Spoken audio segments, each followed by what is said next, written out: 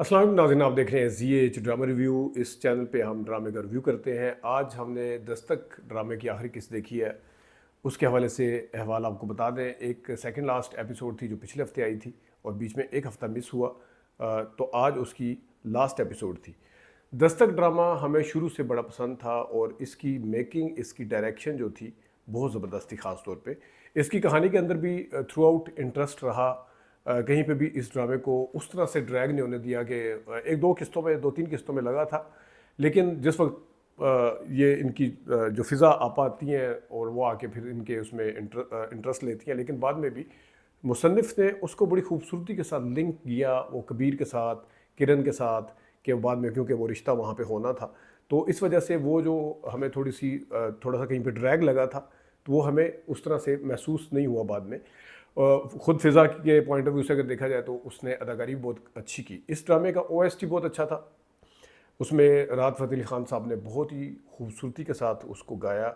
और जब भी ये ड्रामा मैं देखता था, मैंने बीच में भी कहा कि एक धीमी टोन के साथ, एक नॉर्मल स्टोरी के साथ, मतलब एक अच्छी स्टोरी के साथ उसकी एग्जीक्यूशन बहुत अच्छी थी। उसकी जो डायरेक्शन थी उसके अंदर आपको डेप्थ मिलती है, उसमें आपको PTV की झलक नज़र आती है, उसमें फ़जूल में फ्लैशबैक नहीं चलते, उसमें फ़जूल में OST नहीं चलता। कहानी जो है वो आपको बार बार ये नहीं है कि 2 मिनट आप बैठे हुए फ्लैशबैक देख रहे हैं अभी उसी टाइम के ऊपर आके। आखिरी किस्त में फ्लैशबैक कब का चला, वो जब शकील जो थे सैफ के वालिद और उसकी वालदा उसे मना कर रहे थे कि तुम इस लड़की से शादी करो, और ये नाखुश था सैफ। वो जेल के अंदर जाके जब हवालात के अंदर उसको बंद किया गया तो वो सिर्फ फ्लैशबैक चला। इस तरह के इक्का दुक्का कुछ चले, ये नहीं है कि जनाब 10 मिनट का ड्रामा चले, 10 मिनट के फ्लैशबैक चले और फिर OST चले। ये ड्रामा जो है लर्निंग है ऐसे डायरेक्टर्स के लिए या ऐसे चैनल्स के लिए जो प्रायोरिटी देते हैं। ये था एक वो ड्रामा जिसके अंदर यकीन करें कि मुझे बड़े अरसे के बाद, आपको पता है कि जिस वक्त हम PTV के ड्रामे देखते थे उस वक्त हमारी एज कुछ और थी और हम बड़े दुख करते थे कि ये ड्रामा क्यों ख़त्म हुआ है। हम बड़ी फीलिंग्स लेके करते थे। अभी थोड़ी देर पहले मैंने और बड़े काम करने थे मेरी, क्योंकि फीलिंग्स आ रही थी बड़ी तेज़ी के साथ सोच के, तो मैंने कहा सबसे पहले मैं इसका रिव्यू कर लूँ, उसके बाद बाकी का काम करेंगे। तो बहुत ही मज़ा आया। डायरेक्शन का मैंने जिस तरह पहले बताया कि धीमे उसके साथ था, इसकी बैकग्राउंड म्यूज़िक बहुत अच्छा था, इसकी एडिटिंग वगैरह भी अच्छी थी।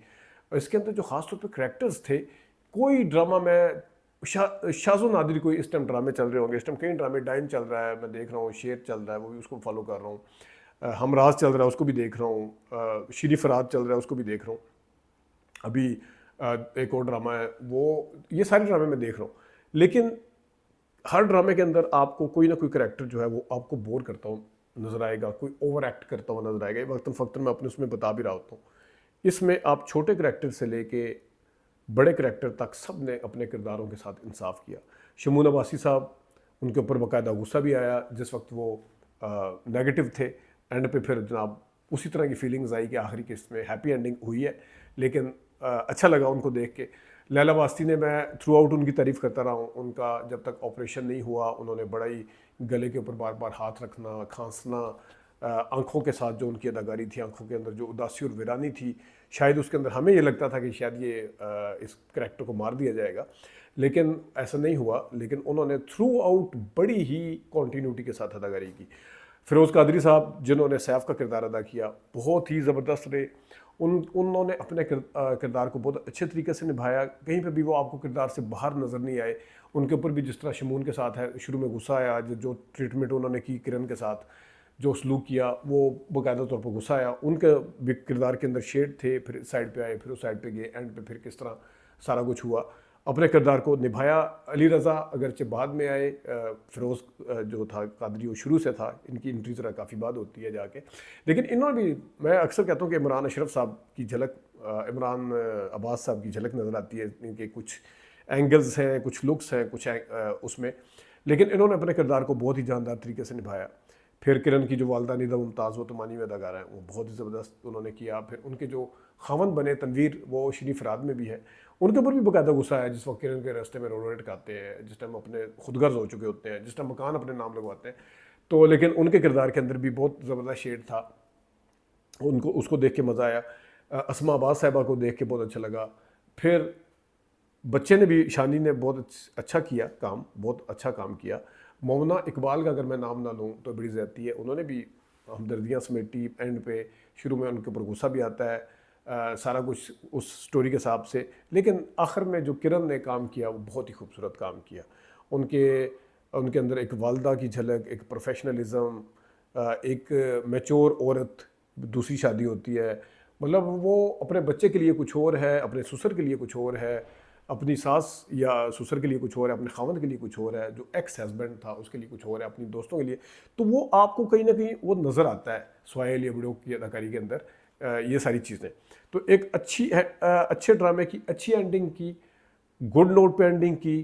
کہیں پہ جس طرح میں اب کس ڈرامے کا نام لوں، میں تو 38 کیا اس کی 20 قسطیں بندے کو ہضم نہیں ہوتی، وہ 45 قسطیں، کیونکہ ایک دفعہ شروع کر لیں پھر ایک تو ریویو دینے کا بھی ہوتا ہے کہ ریویو دیں گے کہ اس کے اندر کوئی کیا بونگی شونگی ماری ہے، تو وہ اس طرح کا چکر بھی ہوتا ہے. لیکن اس ڈرامے نے واقعی میں مجھے بہت متاثر کیا. جنوری میں غالباً یہ ڈرامہ شروع ہوا تھا اور ابھی اپنے اختتام کو پہنچا ہے. اس کی جگہ اگلے ہفتے سے ڈرامہ آئے گا، میں منٹو نہیں ہوں، اور دیکھتے ہیں کہ اس ڈرامے کو کس طریقے سے دکھایا جائے گا، کیا ہے اس ڈرامے کے اندر. اپنا خیال رکھیے گا، ابھی تک اتنی اجازت دیجیے. اللہ حافظ.